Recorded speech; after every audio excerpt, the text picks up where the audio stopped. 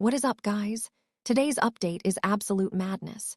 Jocelyn's captivity just ended in a literal bloodbath, and the Corinthos family is directly in the crosshairs.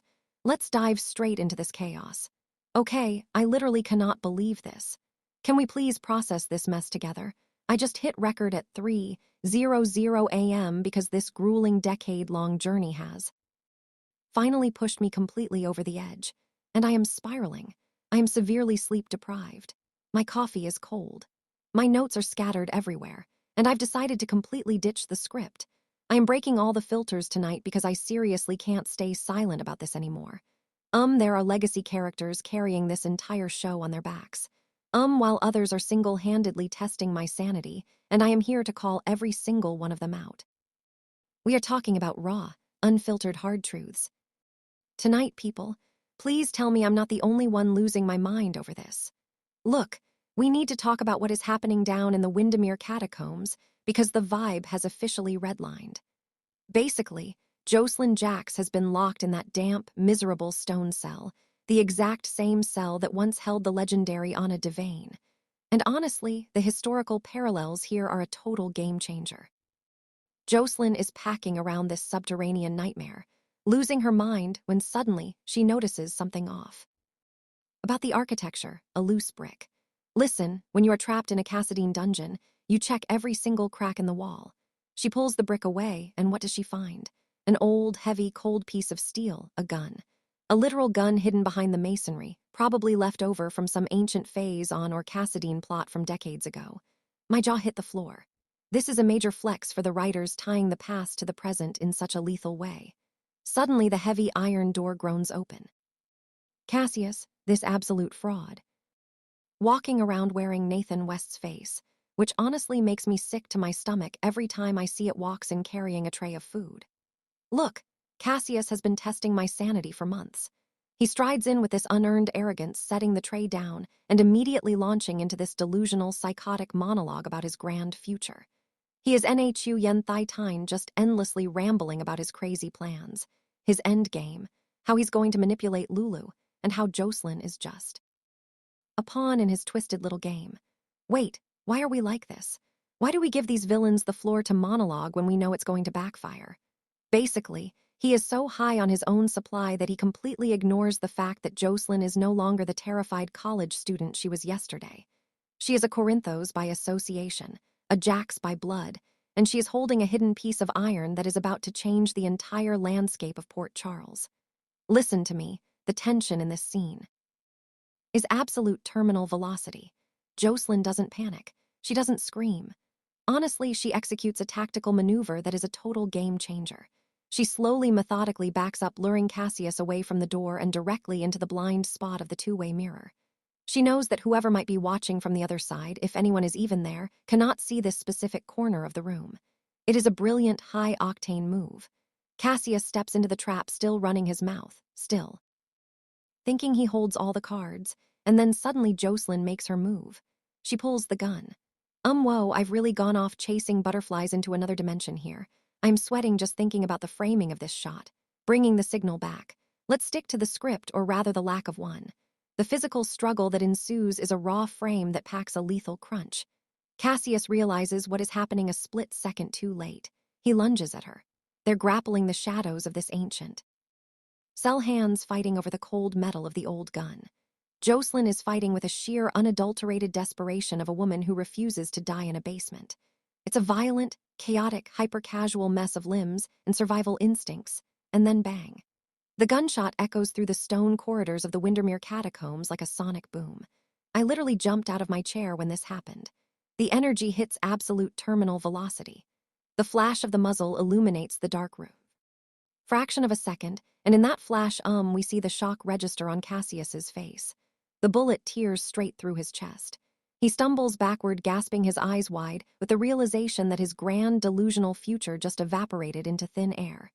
He collapses to the cold stone floor, and suddenly a dark crimson pool of blood begins to spread around him. Cassius is down. He is bleeding out. He is done. Honestly, I need to pause because my heart is beating out of my chest. Jocelyn Jax just caught a body. She's standing there, chest heaving, the gun shaking in her hands, staring down at the man who kidnapped her, tormented her, and held her hostage. The psychological fallout of this moment is going to be massive. She's Bang Wang, completely horrified and shell-shocked by what she has just done. She is officially a killer. It was self-defense, absolutely, but the trauma of taking a human life is going to haunt her forever. Look, I kind of feel bad for Cassius because his whole life was a lie. Wait. No, I absolutely do not feel bad for him. The guy was a monster who kidnapped a young woman. See, I am contradicting myself because I am overflowing with emotion, and I am just organizing my thoughts in real time as I write this. Basically, he got exactly what was coming to him, but the burden now falls on Jocelyn's shoulders. But listen, Jocelyn doesn't have time to process this existential dread. She cannot stand there staring at the blood. She has to move, and she has to move now. The gunshot was loud. It is only a matter of time before Jensen, Sidwell's heavily armed goons hear the noise and descend upon the catacombs. What follows is a high-octane, terrifying escape sequence. Jocelyn is running through the dark, winding labyrinthine tunnels beneath Windermere. She is navigating a literal underground maze, her breath echoing off the damp walls, shadows dancing everywhere. Every single footstep feels like it could be her last. She's fueled by pure adrenaline and the low-key obsession with just seeing her family again. She manages to slip past the security perimeters, dodging Sidwell's men who are now swarming the island looking for the source of the gunshot. It is a masterclass in suspense. Meanwhile, the narrative betrayal here is that this single gunshot is about to ignite a powder keg in Port Charles. Death of Cassius on Spoon Island is not just going to be brushed under the rug. The PCPD, led by the newly debuted Detective Joe Fitzpatrick and Dante Falconry, are going to turn this into a massive, earth-shattering investigation. And guess who the evidence is going to point to? The Corinthos family, because of course it will. The moment a body drops in this town, the police immediately look at Sonny Corinthos and his organization. The heat is going to be astronomical. Dante is going to be torn between his duty as a cop and his loyalty to his family. The entire power structure of the city is about to be tested. Look, the climax of this episode is what really broke me. Jocelyn somehow makes it off the island. She's covered in dirt, shivering, traumatized, and running on fumes. She bursts through the back door of Carly's house. Carly is in the kitchen, already out of her mind with worry because Jocelyn has been missing. The Carly sees her daughter, the emotional dam breaks. Jocelyn collapses into Carly's arms and just completely breaks down. She tells Carly everything. The kidnapping, the cell, the loose brick, the gun, the struggle, and the fact that Cassius is lying dead in a pool of blood beneath Windermere. Carly's reaction is a lethal crunch of pure, unadulterated motherly rage. Carly is furious. She is absolutely, violently enraged that Jen Sidwell dared to orchestrate this horrific nightmare. Sidwell thought he could play God with Carly's daughter. Sidwell thought he could use Jocelyn as a pawn in his sick game. Carly's eyes go completely dark. This is the Carly we know and love, the fierce, protective lioness who will burn the entire world to the ground to protect her cubs.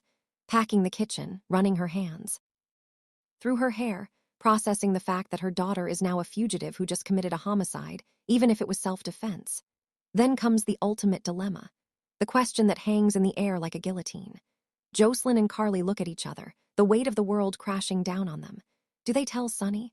Honestly, this is where the plot spiral gets so real. If they tell Sonny the truth, that Jen Sidwell's operation led to Jocelyn being kidnapped and forced to kill a man, Sonny will not hesitate. He will not call the cops. He will not file a lawsuit. Sonny Corinthos will declare an all-out mob war on Jen Sidwell. The streets of Port Charles will literally run red with blood. Sonny will mobilize every enforcer he has, and he will wipe Sidwell off the face of the earth. But doing so would put the entire family in even more danger. It would validate the PCPD's investigation. It would drag Jocelyn deeper into the mob violence she has spent her entire life trying to escape. But basically, if they don't tell Sonny, how do they cover this up? How do they hide a dead body on Windermere? How do they protect Jocelyn from Joe Fitzpatrick, who is already proving to be a ruthless detective with a hidden agenda? Carly's weighing these impossible options. She wants to handle it herself. Maybe leverage Valentin Cassadine's help since Valentin is already knee-deep in this mess with the paralyzed Jack Brennan hidden in her attic. But Jocelyn is terrified. She's looking at her mother begging for a solution that doesn't involve death. Might delete this later, but I seriously can't stay silent about how brilliant and terrifying this setup is. The writers have backed the Corinthos women into a corner, and there is no clean way out. The psychic damage I am taking from analyzing this is immeasurable. I am dumping this unedited 3:00 a.m. rant onto the digital hive mind because I need you guys to witness my existential collapse. We are watching the destruction of innocence and the birth of a new darker era for Jocelyn Jacks. She is no longer just the privileged girl next door. She's a survivor of the Windermere catacombs, a woman who pulled the trigger to save her own life. Listen, tomorrow's episode is going to be the most stressful hour of television we've seen in a decade. Will Carly call Sunny and unleash the beast?